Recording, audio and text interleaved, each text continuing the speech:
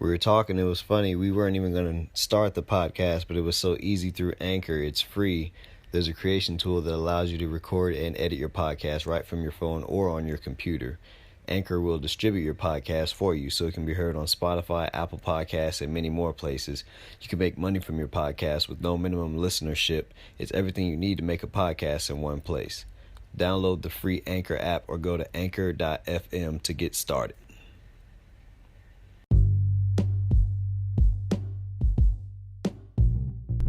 Welcome to the Stoned Age Living Podcast. This is your boy Life Locks. Be sure to follow us on Twitter, Instagram, and Spotify at Stoned Age Living, minus the G. We appreciate you for coming through. Kicking things off with our strain of the day, Granddaddy Purple. Introduced in 2003 by Ken Estes, Granddaddy Purple is a famous indica cross of Purple Urkel and Big Bud. This California staple inherits a complex grape and berry aroma from its Purple Urkel parent, while Big Bud passes on its oversized compact bud structure.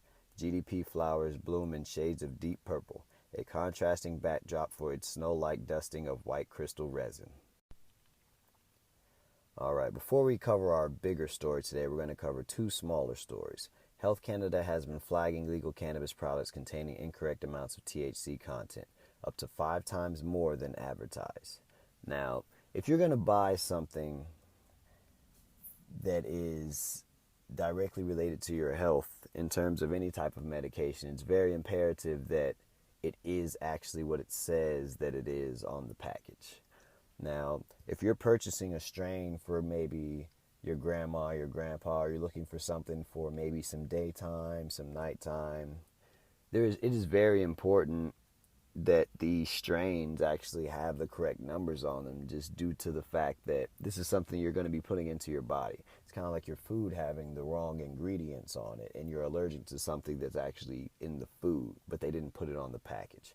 There is a huge disconnect between the third-party testing that goes on and actual grow facilities and what they're putting on their products. So this has always been an issue. I mean, not as big, but hopefully it doesn't develop into a bigger issue as we move forward and it doesn't spill over into the United States and other countries. But I believe as we start to regulate this at a global scale, there will be less fraudulent people getting into the industry. There will be less people lying about their numbers. There will be more strict guidelines and another system for people to actually enforce and regulate all of these third-party testing facilities.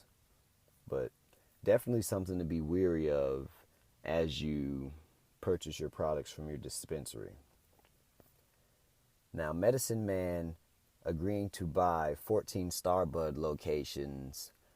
This story was very interesting to me because simply Medicine Man doesn't have the best track record as a cannabis business, which a lot of cannabis businesses are up and down, with everything from acquisitions to layoffs to buying more facilities, closing facilities, and now we have a company like this that is purchasing their competitor basically. And Starbud started very close in time to Medicine Men.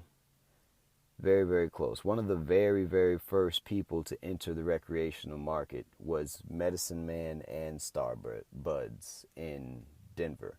So for them to be in a position to actually buy their competitors that started at the same time that they did, I think that's a very powerful statement. A lot of people have counted Medicine Men out of the industry growing forward in terms of its development and it being a bigger player like Canopy Growth or Aurora Cannabis or something like that. So definitely an interesting story and something to look out for from the investor perspective.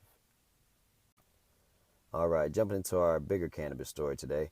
Effects of cannabis edibles can vary greatly based on small differences in THC dose. New research sheds light on the pharmacodynamic effects of cannabis-infused food. Small differences in doses can result in large differences in effects among infrequent cannabis users. In the double-blind study, 17 healthy adults who had not used cannabis for at least 60 days participated in 4 experimental sessions scheduled a minimum of 1 week apart. During each session, they consumed a cannabis-infused brownie that contained either 0, 10, 25, or 50 milligrams of THC, and then completed various psychological and physiological assessments over the course of the next 9 hours. Most participants tolerated the 10 milligram dose well, but many participants reported adverse effects and exhibited impairment on the cognitive test after doses of 25 or 50 milligrams of THC. Also, the 25 and 50 milligram doses produced a robust impairment. Blood THC testing indicated that our participants were below the threshold cutoff commonly used by law enforcement to identify individuals driving under the influence of cannabis. Two important takeaways from this article is none of these people were using cannabis within the last 60 days before they started these experiments with people. Now, these technically are not regular cannabis users, so obviously the results are going to reflect something completely different from someone that smokes regularly, someone that probably listens to this podcast daily.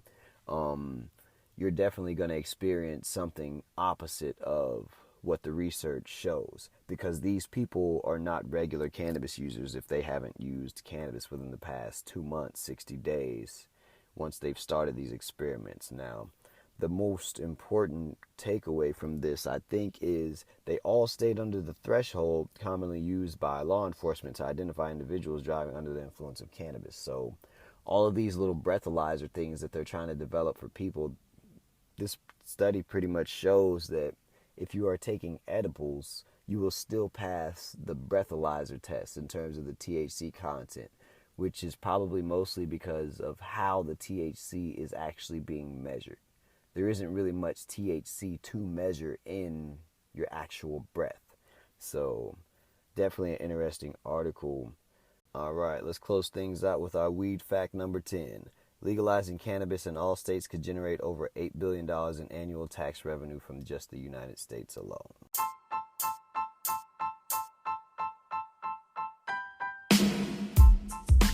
This has been another episode of the Stone Age Living Podcast.